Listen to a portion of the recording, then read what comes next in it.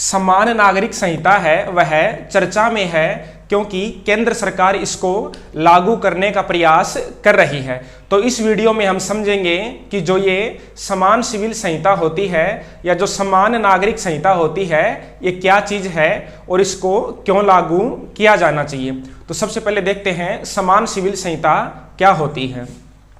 देखो, भारत में दो प्रकार के कानून लागू हैं। एक तो हैं फौजदारी कानून और दूसरे हैं दीवानी कानून। फौजदारी का मतलब होता है क्रिमिनल और दीवानी का मतलब होता है सिविल मामले।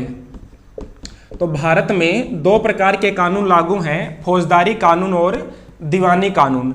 तो फौजदारी कानून किसके लिए लागू होते हैं? फौजदारी मामलों के लिए लागू होते हैं या जो क्रिमिनल मामले होते हैं उनके लिए लागू होते हैं। और जो ये सिविल मामले हैं, ये सिविल कानून है, ये सिविल मामलों पर लागू होते हैं।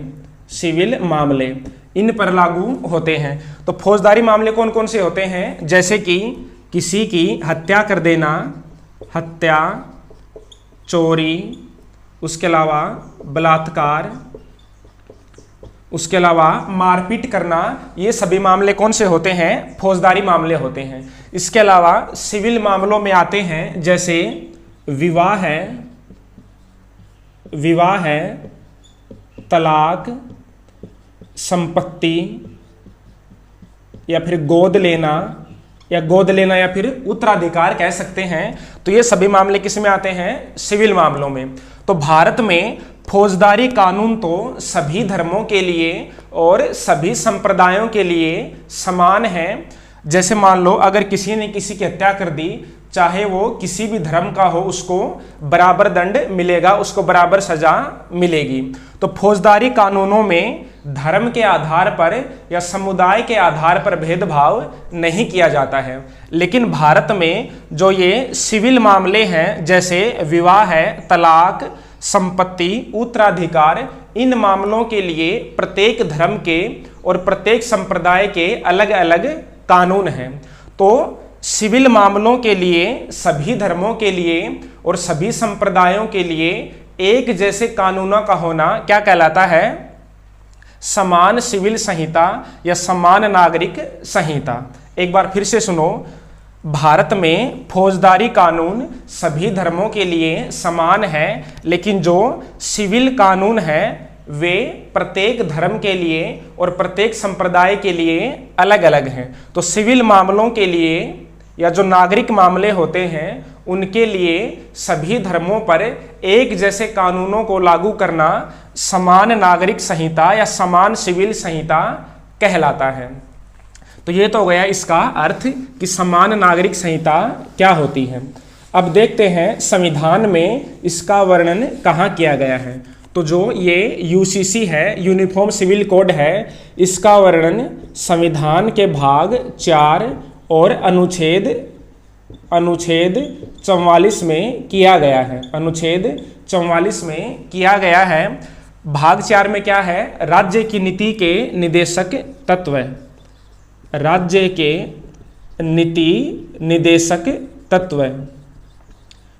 निदेशक तत्व और कहाँ से कहाँ है? अनुच्छेद 36 से लेकर के 51 तक।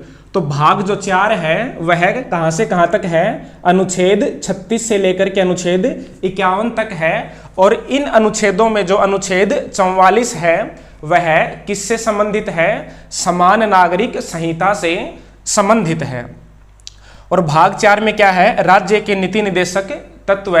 और हम जानते हैं कि राज्य के नीति निदेशक तत्व न्यायालय द्वारा प्रवर्तनीय नहीं होते हैं। जो राज्य की नीति के निदेशक तत्व होते हैं वे न्यायालय द्वारा प्रवर्तनीय नहीं है।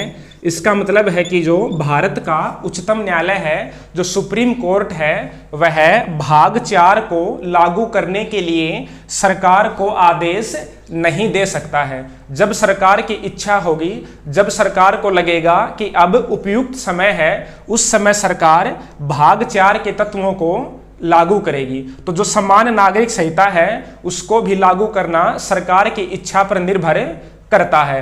तो अभी वर्तमान में सरकार समान सिविल संहिता को लागू करने का प्रयास कर रही है। अब देखते हैं कि समान सिविल संहिता भारत में क्यों लागू होनी चाहिए, यानी कि समान सिविल संहिता के पक्ष में तर्क यानी कि ये क्यों लागू होनी चाहिए। तो देखो, अगर समान सिविल संहिता लागू हो जाएगी तो सभी धर्मों के व्यक्ति एक समान हो जाएंगे, सभी धर्मों के व्यक्तियों पर एक ही प्रकार के कानून होंगे। तो इससे क्या होगा, इससे नागरिकता की अवधारणा मजबूत होगी। पहला पक्ष में तर्क क्या है कि नागरिकता की अवधारणा मजबूत होगी। दूसरा क्या होगा, इससे धर्मनिरपेक्षता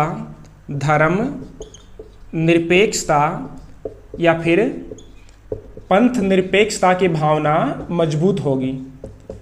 पंथ निरपेक्षता की भावना को बढ़ावा मिलेगा। इसके अलावा इससे एक फायदा ये भी होगा कि इससे महिला सशक्तिकरण को बढ़ावा मिलेगा। तो इससे महिला सशक्तिकरण कैसे होगा, क्योंकि लगभग सभी धर्मों में महिलाओं को निचले दर्जे का माना जाता है। प्रत्येक धर्म पुरुष प्रधान है। प्रत्येक धर्म की व्याख्या इस प्रकार की जाती है कि पुरुष ऊपर रहें और महिलाओं को हमेशा नीचा दर्जा प्राप्त रहे। लेकिन अगर सभी धर्मों में समान नागरिक संहिता लागू हो जाएगी तो स्त्रियों को भी, महिलाओं को भी पुरुषों के बराबर अधिकार मिलेंगे। इसके अलावा समान नागरिक संहिता लागू करने से लोकतांत्रिक मूल्यों को भी बढ़ावा मिलेगा। लोकतांत्रिक मूल्य क्या होते हैं, जैसे स्वतंत्रता और समानता, न्याय, बंधुत्व। तो समान सिविल संहिता लागू होने से इन चीज़ों को भी बढ़ावा मिलेगा। तो ये तो हो गया इसके पक्ष में तर्क, यानी कि इसको क्यों लागू किया जाना चाहिए।